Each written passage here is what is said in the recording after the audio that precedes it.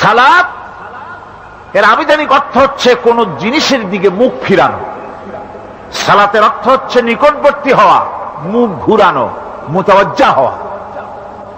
ওই যে হযরত ইব্রাহিম আলাইহিস সালাম বলেছিলেন, ইন্নী ওয়াজ্জাহতু ওয়াজহিয়া লিল্লাযী ফাতারাস সামাওয়াতি ওয়াল আরদ। জানেন আপনারা? পড়েন, ইন্নী ওয়াজ্জাহতু ওয়াজহিয়া লিল্লাযী ফাতারাস সামাওয়াতি ওয়াল আরদ হানিফা ওয়া মা আনা মিনাল মুশরিকিন। নিশ্চয় আমার মুখ ঘুরায় দিলাম কার দিকে? যিনি আকাশ এবং জমিনের স্রষ্টা, সব কিছুর মালিক যিনি, তার দিকে আমি মুতাওয়াজ্জা হলাম। নামাজের অর্থই হচ্ছে মুতাওয়াজ্জা হওয়া, মুখ ঘুরিয়ে দেওয়া, চেহারা ঘুরিয়ে দেওয়া।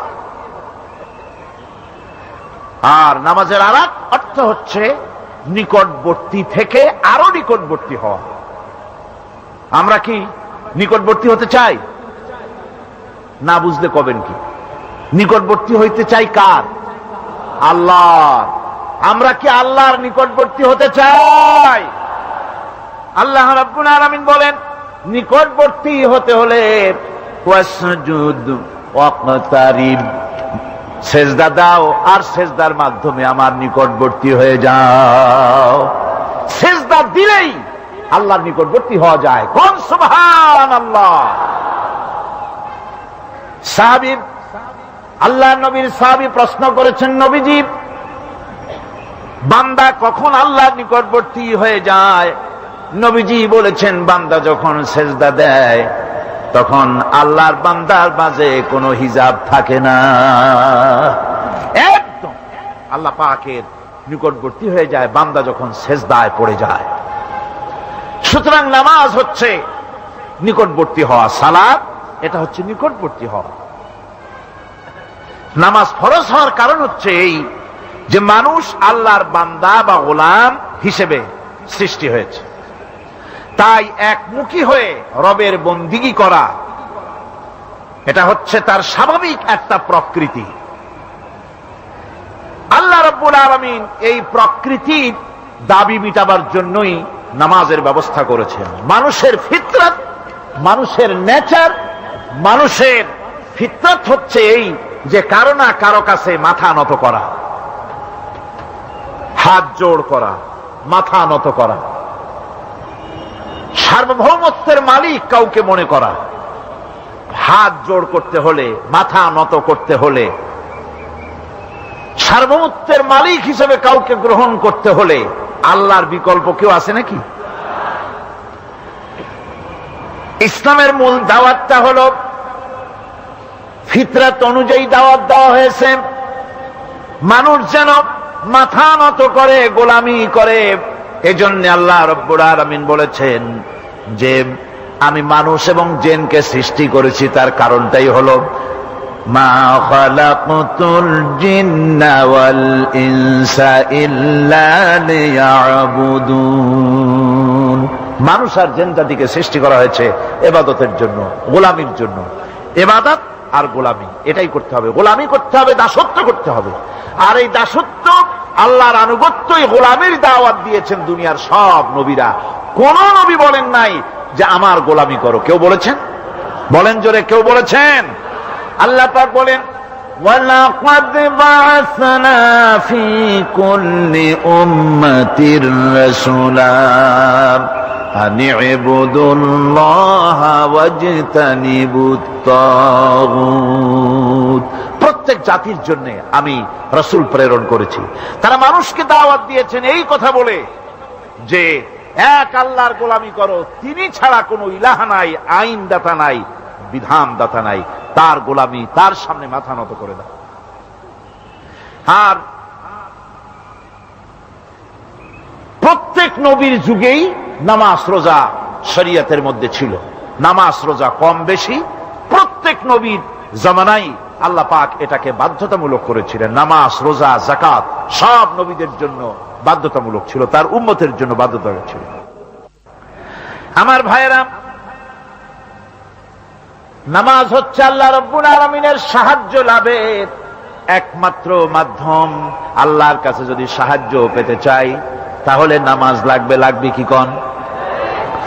وَلَقَدْ أَخَذَ اللَّهُ مِيثَاقَ بَنِي إِسْرَائِيلَ وَبَعَثْنَا مِنْهُمُ 12 نَقِيًّا وَقَالَ اللَّهُ إِنِّي مَعَكُمْ لَئِنْ أَقَمْتُمُ الصَّلَاةَ।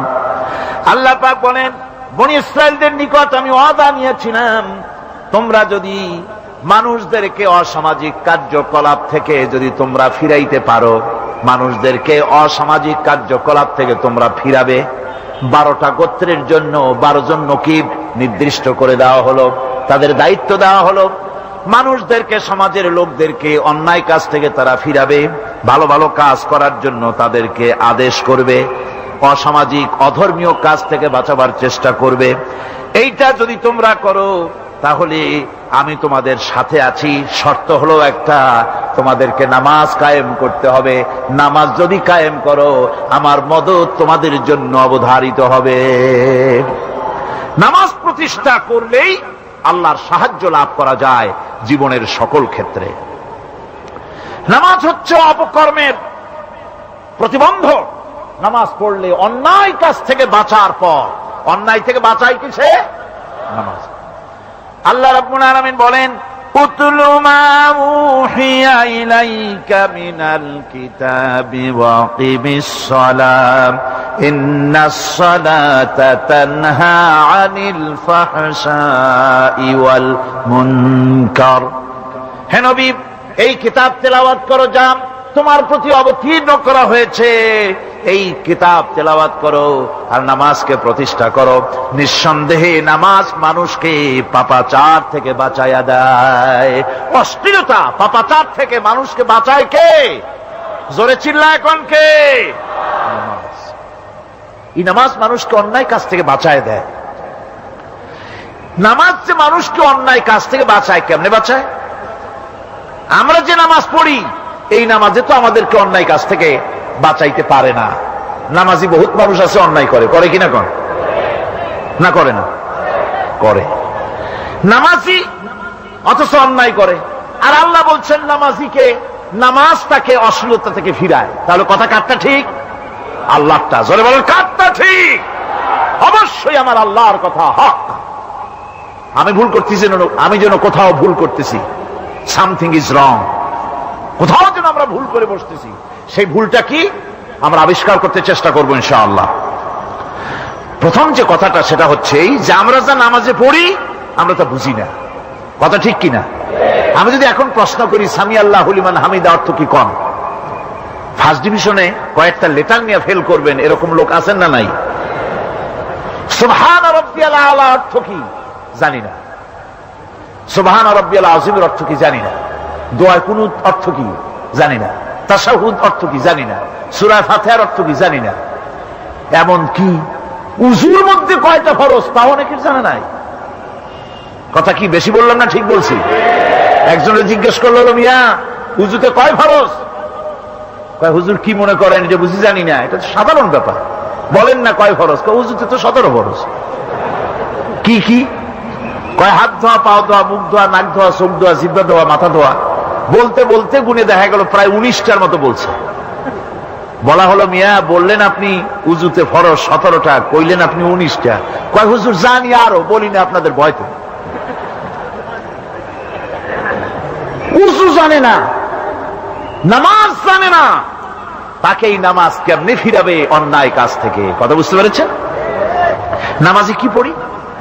নামাজে দাঁড়ায় গেলাম, আল্লাহু আকবার অর্থ কি? চিল্লায় কন্যা আল্লাহু আকবার। এরকম না, মুসলমানের মতো গলা ছেড়ে দিয়ে চিৎকার দিয়ে বলেন আল্লাহু আকবার। এই আল্লাহু আকবার, আল্লাহ সর্বশ্রেষ্ঠ, তার চাইতে বড় আর কেউ নাই। এই কথা দিনরাত 24 ঘন্টার ভিতরে শত শতবার বলি, একবার দুইবার না, শত শতবার বলি আল্লাহ সর্বশ্রেষ্ঠ। এই কথা বলার পরেও মনের মধ্যে অন্য কেউ বড় হয়, আল্লাহর বড়ত্ব যেভাবে মুখ দিয়া বলি ওইভাবে কার্যত পালন করি না। নামাজে আল্লাহু আকবার বললাম, এরপরে সানা পড়লাম, তারপরে সূরা ফাতিহা পড়লাম। সূরা ফাতিহার ভিতরে যে সমস্ত কথাগুলি বললাম সেই কথাগুলি বুঝি না, কি বলেছি তাও জানি না।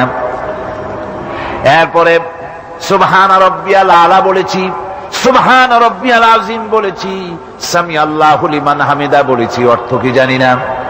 আল্লাহ তা শুনতে পান, যে ব্যক্তি আল্লাহর প্রশংসা করেন তিনি তা শুনতে পান।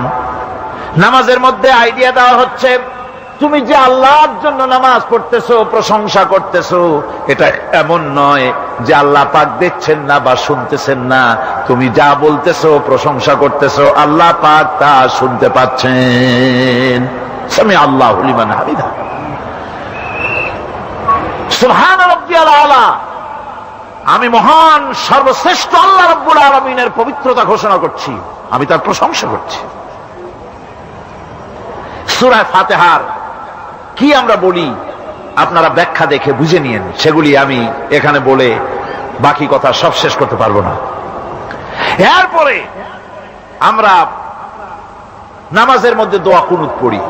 সেই দোয়া কুনুতে যে কি ওয়াদাটা করি, অন্তত আমার তো মনে হয় সাধারণ মানুষের মধ্যে 99.9 লোকেরা জানে না দোয়া কুনুতে কি পড়ে, অর্থ বোঝে না। দোয়া কুনুতের মধ্যে বলা হচ্ছে, আল্লাহুম্মা ইন্না নাস্তাঈনুকা, হে আল্লাহ আমি তোমার কাছে সাহায্য চাই। কার কাছে সাহায্য চাই? আল্লাহর কাছে সাহায্য চাই। নামাজের ভিতরে বলতেছেন, এই কথা যদি অর্থ আপনি জানতেন যে তোমার কাছে সকল ব্যাপারে সাহায্য চাই তোমার কাছে, এই কথাটা যদি মনে প্রাণে বুঝতেন, তাহলে দুনিয়ায় কোনো মাজারে গিয়া মরা জিন্দা মানুষের কাছে গিয়া নিজের ছেলে মেয়ে চাইতেন না, চাকরির উন্নতি চেতেন না।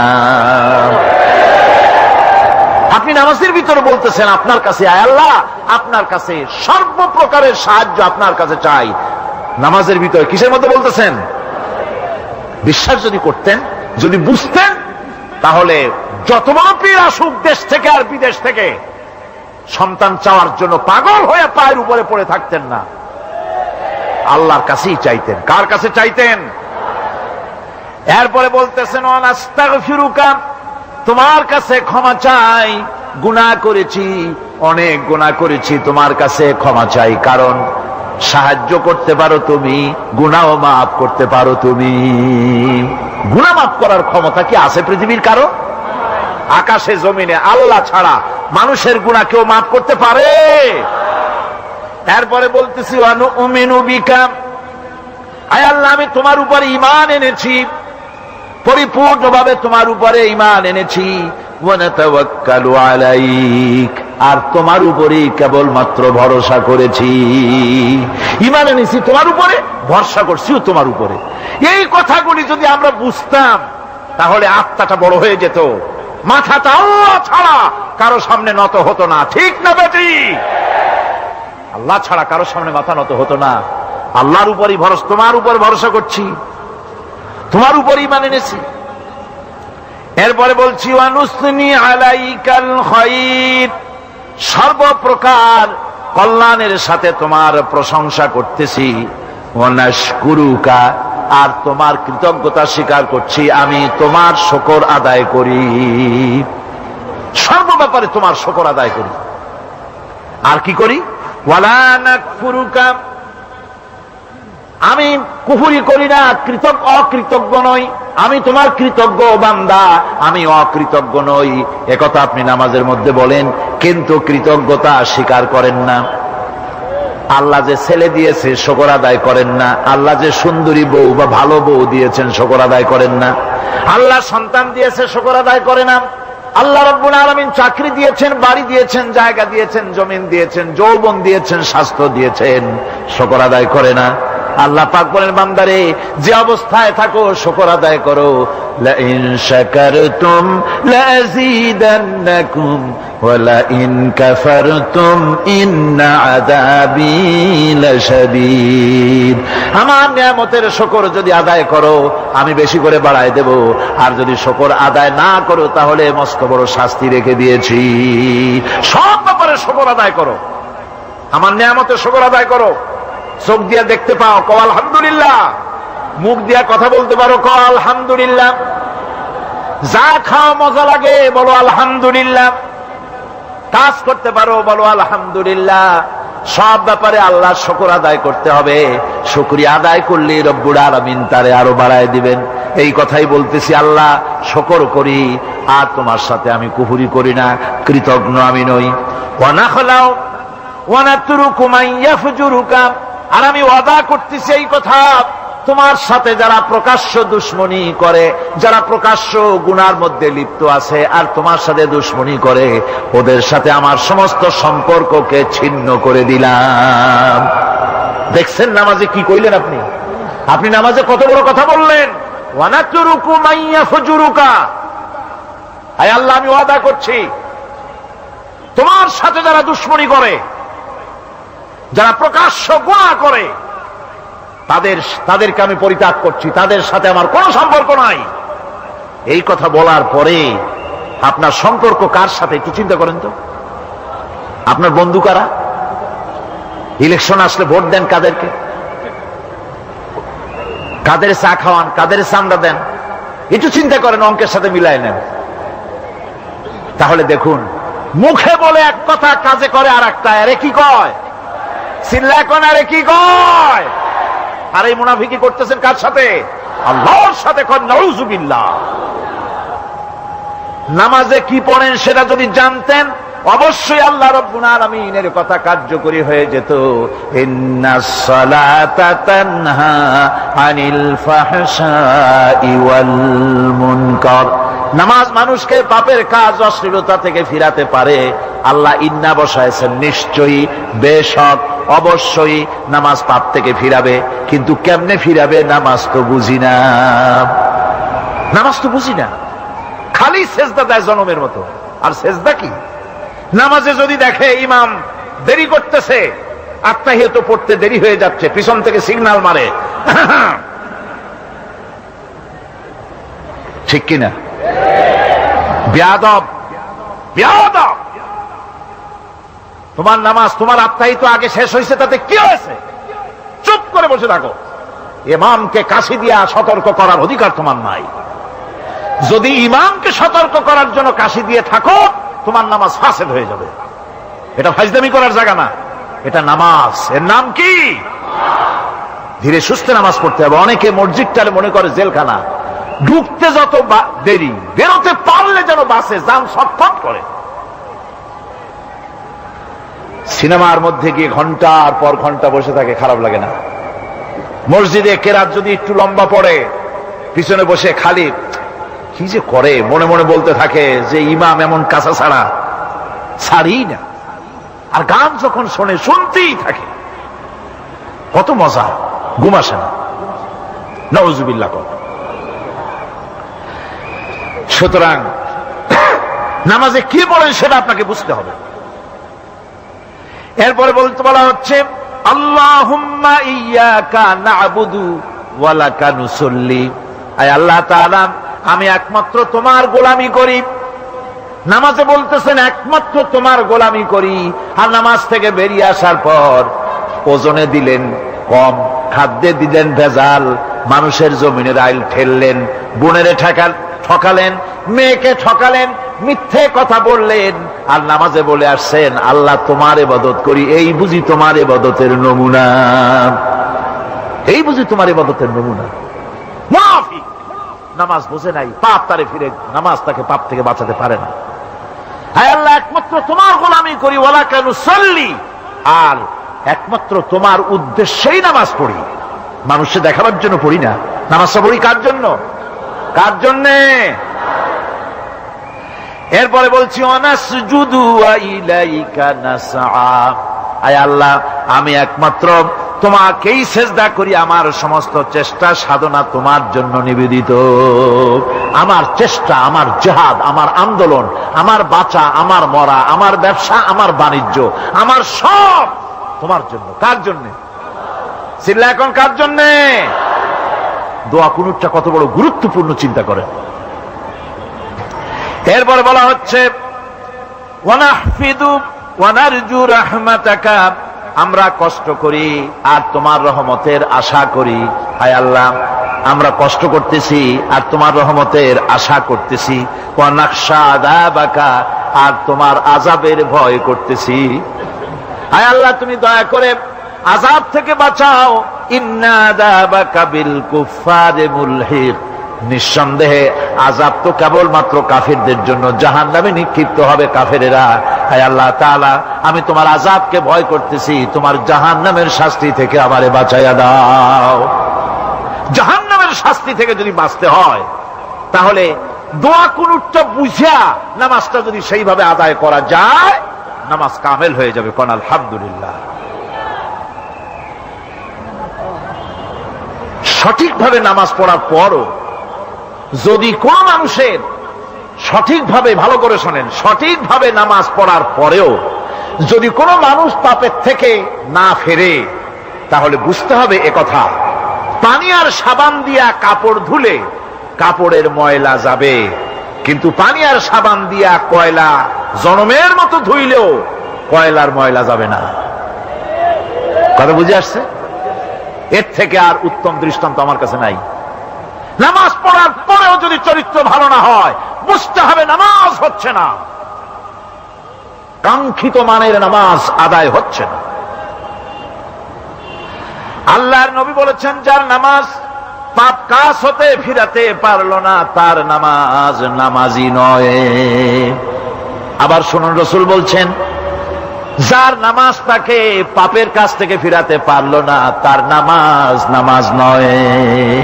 ওইটা নামাজ হয় নাই, যার জন্য তার পাপ থেকে তারে ফিরাইতে পারছে না। আর কিয়ামতের দিন বেনামাজিরা সবচাইতে বেশি অপমানিত হবে। সবচাইতে বেশি অপমানিত হবে কারা? বেনামাজিরা।